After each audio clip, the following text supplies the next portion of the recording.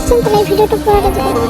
এই জন্য প্রথমে আমার প্রয়োজন একটা আয়না, কিছু কয়েন্স এবং একটি পাত্র করে পানি প্রয়োজন হবে। সেই পানিতে আমরা দিয়ে দেবো কয়েন প্রথমে এবং তার ওখানে দিয়ে দেবো আমরা আয়নাটা ভালোভাবে সেট করে দেবো পানির মাঝখানে এবং এটা সূর্যের আলোর প্রয়োজন হবে। সূর্যের আলো ওখানে রেখে আমরা এরকম করে কয়েন্সটা দিয়ে আপনারা সাজিয়ে দেবেন।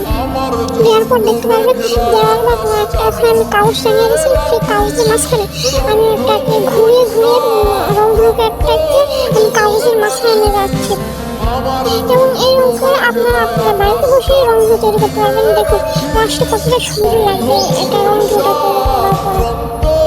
এই রং করে দেওয়ালে দেওয়া যাবে, আপনি যেখানে খুশি দিতে পারেন, কিন্তু সেটা সুন্দর আলোর প্রয়োজন হবে। দেখুন কত সুন্দর না লাগছে এই রংগুলোটা।